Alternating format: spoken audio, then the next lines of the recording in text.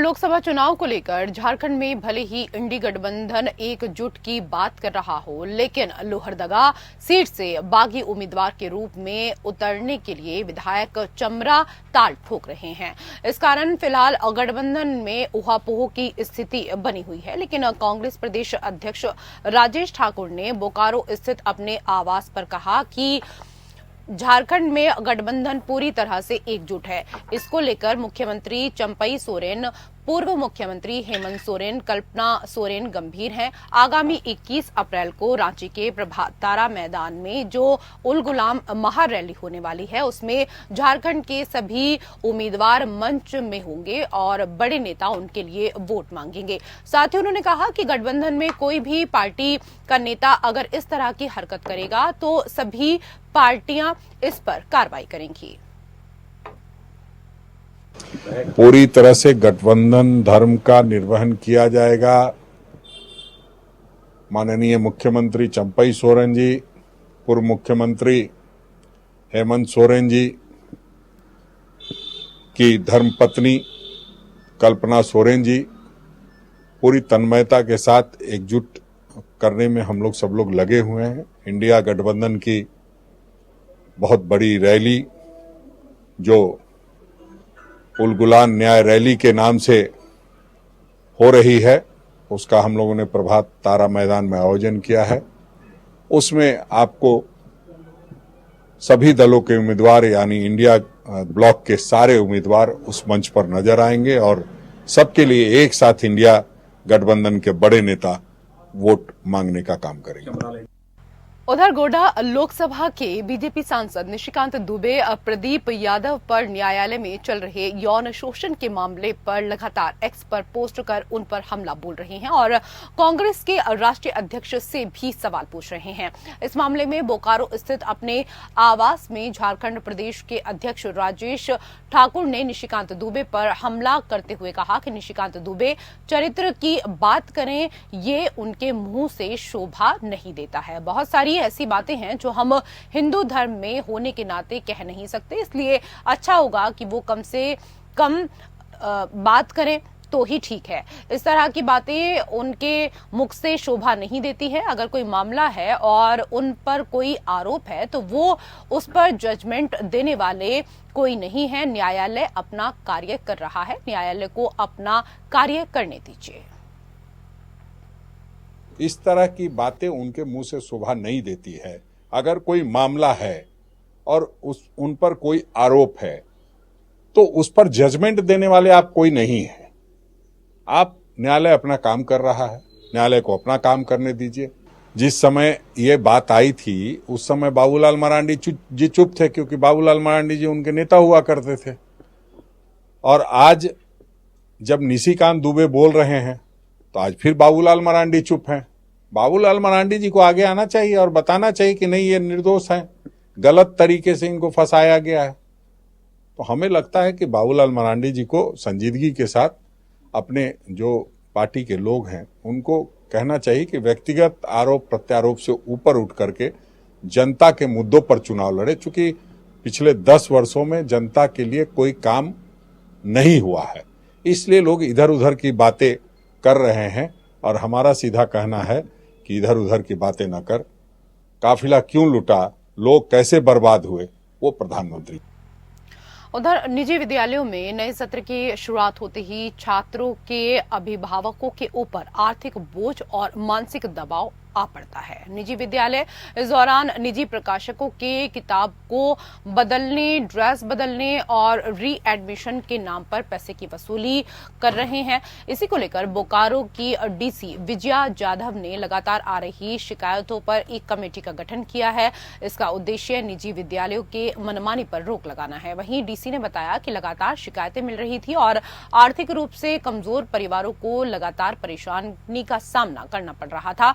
इसको देखते हुए कमेटी का गठन किया गया है और जल्द ही बैठक कर आने वाली शिकायतों पर कार्रवाई की जाएगी। साथ ही अभिभावक और संघ के लोगों ने भी कहा है कि निजी विद्यालय मनमानी कर रहे हैं, लोगों को आर्थिक बोझ दे रहे हैं और इससे काफी परेशानी हो रही है। निजी विद्यालय खास तौर पर किताब की दुकान में किताबों की बिक्री और इसके साथ ही ड्रेस की बिक्री करा रहे हैं और प्रत्येक वर्ष ड्रेस चेंज करना और री एडमिशन एक तरीके से एक धंधा बन चुका है। जैसे ज्ञात हुआ है कि बहुत सारे स्तर से प्राइवेट स्कूल द्वारा अलग अलग साल के किताबों जो है सिलेबस की किताब वो अलग अलग प्रिंट होने को कहा जा रहा है। लोगों की यूनिफॉर्म चेंज हो रहे हैं, फीस स्ट्रक्चर में चेंजेस हो रहे हैं। तो जो सामान्य परिवार को बिलोंग करने वाले बच्चे, उनके परिवारों को ये एक आर्थिक बोझ है इनके लिए, और ये शिकायत हम हाल फिलहाल में बहुत बार सुन चुके। इसके कॉन्टेक्स्ट में एक कमेटी का गठन करना है। उस कमेटी में 2 अभिभावक रहेंगे, 2 प्राइवेट स्कूल के मेंबर्स रहेंगे और उपायुक्त के अध्यक्षता में वो कमेटी इन शिकायतों का डिस्पोजल करेगी। ये कमेटी यहाँ पे नहीं बनी हुई थी, तो ये कमेटी का फॉर्मेशन हमने कर लिया है और 15 दिन का नोटिस देना होता है। तो 17-18 अप्रैल के आसपास हम कमेटी का मीटिंग बुला के ये सारी शिकायतें सुनेंगे, उनको भी एक मौका देंगे उनकी साइड रखने का, और जो उचित निर्णय होगा वो कमेटी जरूर लेगी। और उधर रांची में प्रकृति पर्व सरहुल को लेकर सरना स्थलों में पारंपरिक रीति रिवाज से पूजा अर्चना की गई। सड़क पर विभिन्न इलाकों से सरहुल शोभा यात्रा धूमधाम के साथ निकाली गई। मुख्य पाहन ने पूजा के बाद भविष्यवाणी की कि इस साल मॉनसून अच्छा रहेगा। शोभा यात्रा में लाल सफेद साड़ी और कपड़ों से राजधानी रांची पट गई। महिला, बच्चे, पुरुष सभी इसी रंग के वस्त्रों में सड़कों पर उमड़ पड़े। पारंपरिक परिधान के साथ साथ सखुआ, फूल, पत्ते और वाद्य यंत्र सरहुल की शोभा यात्रा में 4 चांद लगा रहे थे।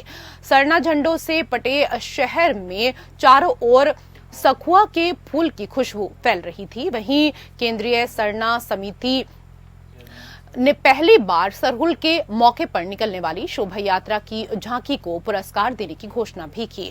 केंद्रीय सरना समिति के अध्यक्ष अजय तिर्की ने कहा कि उत्कृष्ट सरहुल शोभा यात्रा की झांकी को 1 लाख और दूसरे को 50,000 और तीसरी को 25,000 रुपए की राशि पुरस्कार के रूप में दी जाएगी। इसके अलावा केंद्रीय सरना समिति ने इस सरना स्थल पर आने वाली पहली शोभा यात्रा झांकी को 5,000 का पुरस्कार दिया।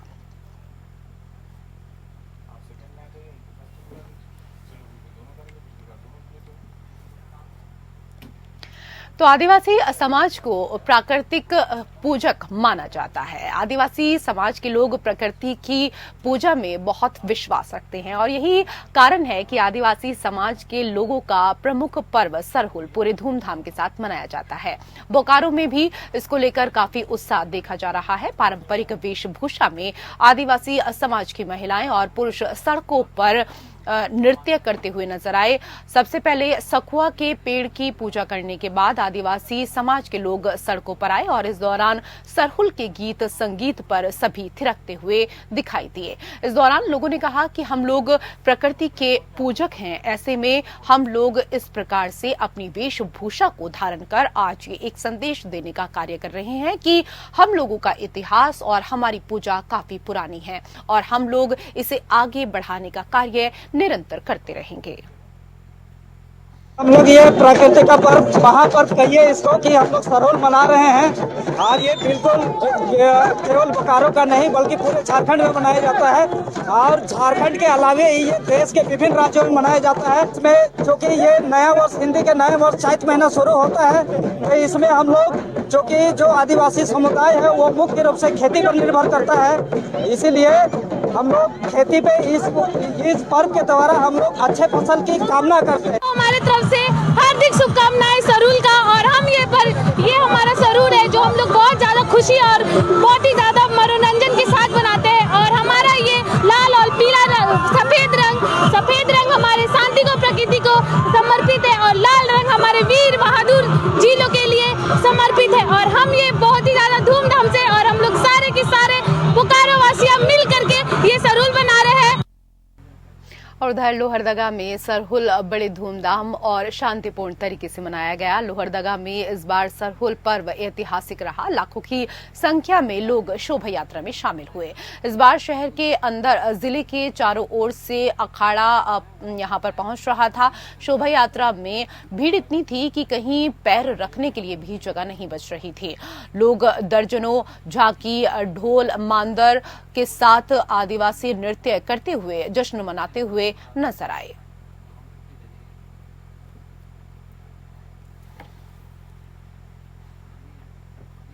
खबरों में आगे बढ़ेंगे। अवैध कोयले के कारोबार पर अंकुश लगाते हुए बोकारो जिला प्रशासन ने एक बड़ी सफलता हासिल की है। एसडीएम ओम प्रकाश गुप्ता ने 2 दिनों में छापेमारी कर 350 टन अवैध कोयला और इस कारोबार में संलिप्त 3 संदिग्धों को गिरफ्तार किया है।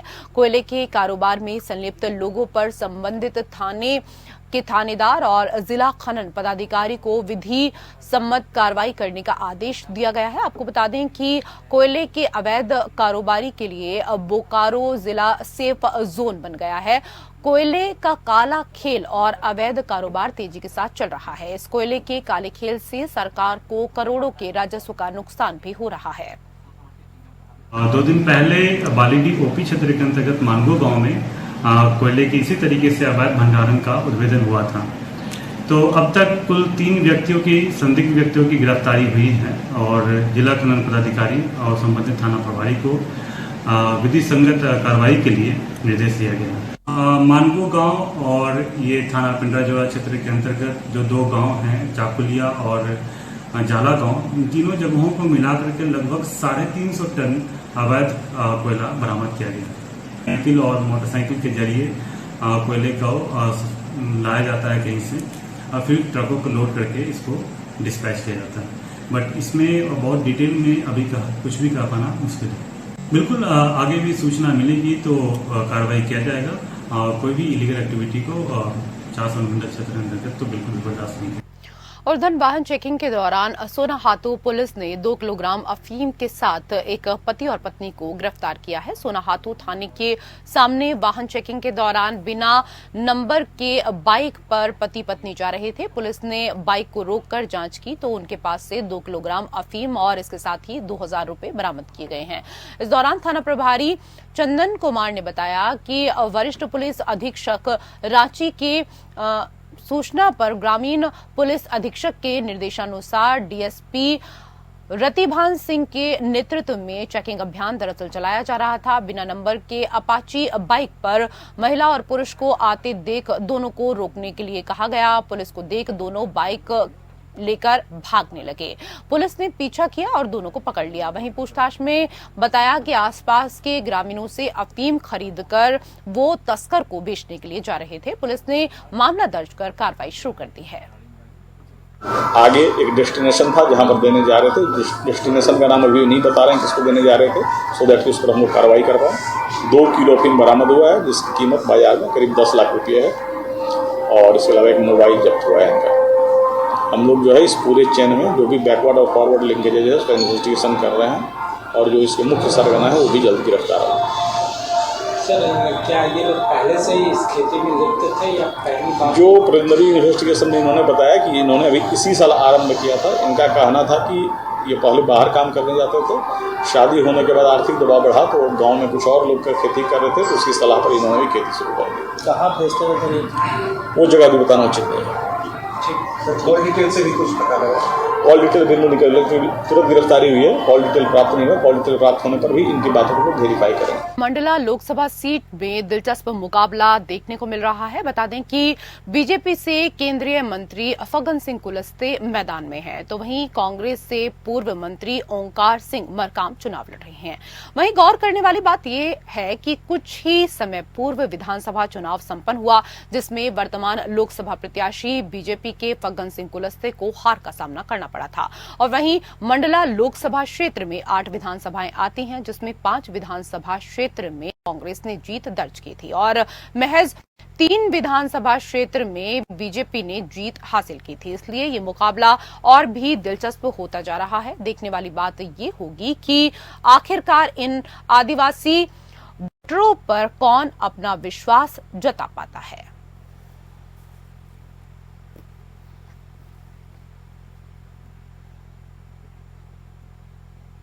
क्या कहना, 400 बार उनका जुमला साबित होगा, क्योंकि अगर उनकी स्थिति बहुत अच्छी होती तो वो कांग्रेस के लोगों को ईडी और सीबीआई की धौंस देकर या उनको डराकर भाजपा में शामिल नहीं करते। इस बार नरेंद्र मोदी सरकार जो है वो तख्ता पलट हो रहा है, कांग्रेस की सरकार आएगी और बहुत पूर्ण बहुमत के साथ कांग्रेस की सरकार बनेगी। कांग्रेस की जो 5 न्याय की जो राहुल गांधी जी ने बात की है और वो न्याय की जो 5 हमारी वो हैं वचन पत्र, वो लोगों को जो है बहुत आगे तक विकास के पथ पर ले जाएगा और उसके दम पर जो है कांग्रेस अपनी सरकार बनाएगी। और एक तरफ सरकारें महिलाओं के सशक्तिकरण और उत्थान का कार्य कर रही हैं, लेकिन आज भी कई जगह ऐसी हैं जहां पर खरीद फरोख्त महिलाओं की जारी है। ऐसा ही एक मामला बानमोर पुलिस के संज्ञान में आया है, जहां आदर्श आचार संहिता के मद्देनजर मुरैना पुलिस ने चेकिंग के दौरान एक 4 व्हीलर को रोका तो उसमें एक महिला बाहर आई और इस दौरान महिला ने शोर मचाना शुरू किया। पुलिस पूछताछ में महिला ने बताया कि तस्कर उसे 1.25 लाख में छत्तीसगढ़ से दरअसल खरीद कर लाए थे और राजस्थान ले जा रहे हैं। पुलिस ने महिला की फरियाद पर 3 महिलाओं सहित 6 आरोपियों के खिलाफ मामला दर्ज कर हवालात में बंद कर दिया है और आरोपियों के खिलाफ मामला दर्ज किया गया है। आपको बता दें कि अभी महिलाओं को मुरैना के 1 स्टॉप सेंटर भेजा गया है, जहां से जांच पड़ताल करने के बाद आगे की कार्रवाई की जाएगी। थाना बामौर अंतर्गत जैसा आपको विदित है कि लोकसभा चुनाव को लेकर के तमाम जगह पे जो नाके लगे हुए हैं SST पॉइंट, उसी तारतम्य में तमाम गाड़ियों को चेक किया जाता है। एक 4 पहिया गाड़ी को जब चेक किया गया तो उसमें कुछ महिलाएं और कुछ लोग थे। जैसे ही पुलिस ने उसको नीचे उतारा तो वो महिला मदद के लिए गुहार लगाने लगी और उस महिला के द्वारा ये बताया गया कि ये लोग जो है ज़बरदस्ती मुझे लेके जा रहे हैं और ये राजस्थान में कहीं बेचने वाले हैं। तो फिर जब उनको घटना की गंभीरता को देखते हुए तुरंत उनको थाने ले जाया गया और बामौर थाने में जब डिटेल बातचीत हुई तो ये पता चला कि ये महिला छत्तीसगढ़ की है और इसको पूर्व में भी कहीं उत्तर प्रदेश में बेचा गया था। फिर दूसरी बार ये जो है शादी के बहाने बेचने खरीदने का ऐसा काम समझ में आया है प्रथम दृष्टया और उसमें धारा 370 IPC में अपराध इन लोगों के विरुद्ध पंजीबद्ध कर लिया गया है। और उधर मध्य प्रदेश के कटनी जिले में सलीमनाबाद कस्बे में चतुर्युगीन मंदिर, जो कि महात्मा नारायण ने बनवाया था, ये मंदिर इन दिनों चर्चा का विषय बना हुआ है। यहाँ आलोक नाम का बच्चा जो केवल 13 वर्ष का है और 5वीं क्लास में पढ़ता है। इस बच्चे की खासियत ये है कि ये बच्चा आंख बंद करके कुछ भी देख सकता है, कुछ भी लिखने में सक्षम है। दरअसल आलोक आंख बंद करके कुछ भी पढ़ सकता है। इस पर देखिए हमारे संवाददाता संतोष सिंह राजपाल की ये खास रिपोर्ट। जो आलोक है ये 13 साल का बालक है और इसके लिए मैं कहता हूं कि प्रतिभा किसी की मोहताज नहीं होती। ये साधना कहो या प्रतिभा कहो या तपस्या कहो, ये किस तरीके से हुआ है। और ये जो बालक है 13 साल का, महज 5वीं क्लास में अभी पढ़ता है, आंख बंद करके कुछ भी कर सकता है। अब ये क्या जा रहा है यहाँ से दिखा आपको? कौन से कलर की मोटरसाइकिल? रेड कलर की मोटरसाइकिल। आप देख सकते हैं बिल्कुल एग्जैक्ट बताया गया। ये इनका बताइए हुलिया कैसा है? ये अपना गमछा ऐसे लपेट के गले में डाल लेंगे। हाँ। और शर्ट पहने और नीचे शर्ट कौन से कलर की पहने? शर्ट नीला कलर, नीले कलर की शर्ट। एग्जैक्ट बिल्कुल सही बात है। धीरे धीरे अभ्यास करके वो रास्ता भी चलने लगे थे। रास्ता में जो पहले चल नहीं पाती थी वो रास्ता भी किसी बिना सहयोग से चली आ जाती थी। तो ऐसा कुछ संभव है क्या कि जो दृष्टिहीन है वो पूरी तरीके से देखने में सक्षम हो जाए? हाँ, अभ्यास करा दिया जाएगा तो जो है दिखाई देने लगता है। तो ये महात्मा जी बड़ा दावा कर रहे हैं कि इस पद्धति से जो दृष्टिहीन लोग हैं, अगर वो निरंतर प्रयास करेंगे तो उनको भी दिखने लग जाएगा और वो बिना किसी के सहारे चलने भी लगेंगे और देखने भी लगेंगे। और उधर पश्चिम बंगाल के सिलीगुड़ी में सोने के बिस्किट और लाखों की नकदी के साथ 3 तस्करों को गिरफ्तार किया गया है, जिससे DRI टीम को बड़ी सफलता हाथ लगी है। बता दें कि राजस्व खुफिया निदेशालय सिलीगुड़ी इकाई ने सोने की तस्करी को विफल कर दिया है और करोड़ों रुपए के सोने के बिस्किट बरामद किए हैं। साथ ही 82.5 लाख रुपए नकद भी बरामद किए गए हैं।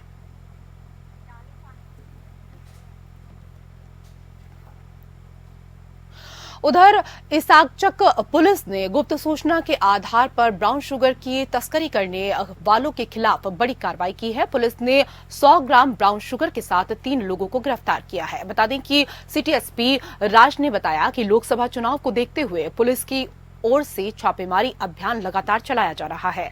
इसी क्रम में पुलिस को गुप्त सूचना प्राप्त हुई थी।